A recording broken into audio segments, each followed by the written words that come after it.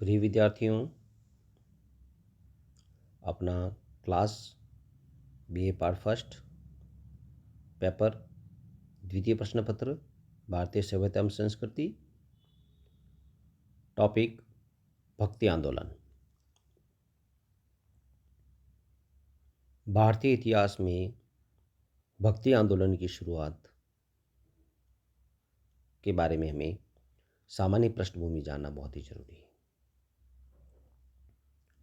जब हम भक्ति आंदोलन की बात करते हैं तो सर्वप्रथम हम भारतीय धर्म और संस्कृति के प्राचीन सिद्धांत की ओर अग्रसर होते हैं। भारत में भक्ति आंदोलन की शुरुआत के बारे में जो प्रथम और जो प्रामाणिक साक्ष्य मिलते हैं वे दक्षिण भारत से मिलते हैं। दक्षिण भारत में प्रथम बार भक्ति के स्पष्ट एवं प्रामाणिक ऐतिहासिक साक्ष्य मिले हैं।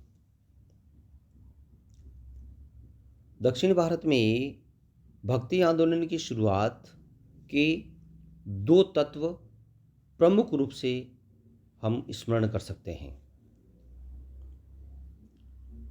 भक्ति आंदोलन की शुरुआत मौर्योत्तर काल में हो चुकी थी और गुप्त काल और परवर्ती गुप्त काल में भक्ति आंदोलन ने अपना प्रभाव परिलक्षित कर दिया था। हमें जानकारी होनी चाहिए कि भक्ति आंदोलन के फॉर्मेशन के रूप में सर्वप्रथम दक्षिण भारत में भक्ति आंदोलन की शुरुआत हुई। उसके दो तत्व माने गए हैं। नंबर एक, अलवार जो वैष्णव धर्मानुयायी थे। नंबर दो, नैनार जो शैव धर्मानुयायी थे। तो दक्षिण भारत में अलवार और नैनार के रूप में दो भक्ति आंदोलन के तत्व थे जिन्होंने शैव और वैष्णव धर्म की भक्ति की शुरुआत की थी। अलवार संत थे, वे वैष्णव धर्मानुयायी थे और नैनार थे, वो शैव मत के अनुयायी थे। इस प्रकार से सर्वप्रथम हम भक्ति का प्रामाणिक एवं ऐतिहासिक परिप्रेक्ष्य दक्षिण भारत से मिलता है। अब हम बात करते हैं भक्ति के विभिन्न केंद्र एवं सबसे पहले हम भक्ति के बारे में यह जानकारी करना चाहते हैं कि भक्ति क्या है। भक्ति भज धातु से बना है जिसका अर्थ है स्तुति करना। हम प्राचीन कालीन जो भक्ति हैं उसमें कुछ प्रवर्तक रहे हैं। अलवार और नैनार प्रवर्तक रहे हैं। उन्होंने भक्ति आंदोलन की शुरुआत की थी। धीरे धीरे ये भक्ति आंदोलन संपूर्ण भारत में प्रसारित हुआ और उत्तर भारत में भी भक्ति काल की शुरुआत होगी। भक्ति काल में हम अलग अलग तथ्यों के आधार पर, अलग अलग तत्वों के आधार पर जब इसकी जानकारी प्राप्त करते हैं तो शंकर का अद्वैतवाद था, मध्वाचार्य का द्वैतवाद था, निम्बकाचार्य का द्वैताद्वैतवाद था। इस प्रकार से अलग अलग संतों ने, अलग अलग प्रवर्तकों ने अपने अपने दृष्टिकोण से धर्म को परिभाषित करने का प्रयास किया या धर्म के फॉर्मेशन को व्यवस्थित किया। जब हम भक्ति आंदोलन में आगे आते हैं तो भक्ति आंदोलन में कुछ महत्वपूर्ण धर्म सुधारक हुए हैं जिन्होंने दो तरीके से भक्ति की भावना को शुरुआत की, आस्तिक और नास्तिक।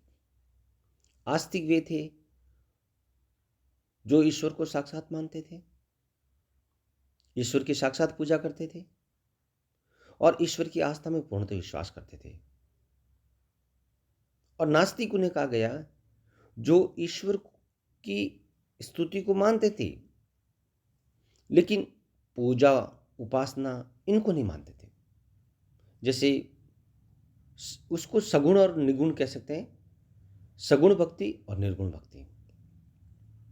ऐसा माना जाता है कि सूर सगुण भक्ति को उपासक थे और कबीर निर्गुण भक्ति को उपासक थे।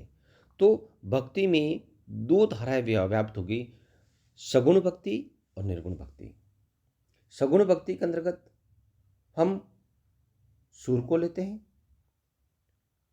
और निर्गुण भक्ति में हम कबीर को लेते हैं। सूर ने, ऐसा कहा जाता है कि बंद आँखों से सूरदास ने बंद आँखों से जिस प्रकार का जीवन चित्रण कृष्ण का किया है, शायद सृष्टि में अपनी खुली आँखों से भी उतना सुंदर वर्णन, उतना सुंदर संयोजन किसी ने नहीं किया। इसी प्रकार हम जब कबीर की बात करते हैं तो कबीर ने कहा है कि पाहन पूजे हरि मिले तो मैं पूजू पहाड़, ताते तो चकी भली पीस खाए संसार। इस प्रकार कबीर ने कहा, मूर्ति पूजा का विरोध किया। जपमाला छापा तिलक सरैन एको काम, मन राचे छाँचे वृथा राम। कबीर ने और भी कहा है कि हम छापा तिलक लगाते हैं, जपमाला करते हैं, लेकिन अगर हमने अपने मन को शुद्ध नहीं किया है तो वह निरर्थक है। इस प्रकार कबीर ने अपने दोहों के द्वारा ढोंग, पाखंड, प्रपंच, भक्ति के नाम पर जो कुछ जपमाला छापा तिलक करना, इन सब का विरोध किया। कबीर ने आगे कहा कि मूंड मुंडाए हरि मिले तो मैं मूंड मुंडाए हरि मिले तो हर कोई ले मुंडाए, बार बार मूंडते भेड़न में कुट जाए। कबीरदास जी ने कहा कि अगर मूंड मुंडाने से, सिर के मुंडवाने से अगर ईश्वर मिल जाए तो हर कोई मुंडन करवा सकता है। क्या भेड़ को हम बार बार मूंडते हैं, बार बार उसके केश लोचन, उसके केशों को काटते हैं, तो क्या वह बैकुंठ में जाती है? क्या उसको स्वर्ग मिलता है? नहीं। इस प्रकार कबीर ने सामाजिक आडंबरों का, ढोंग का, प्रपंच का विरोध किया और सूर ने अपनी बंद आँखों से भक्ति के द्वारा श्री कृष्ण का वर्णन किया।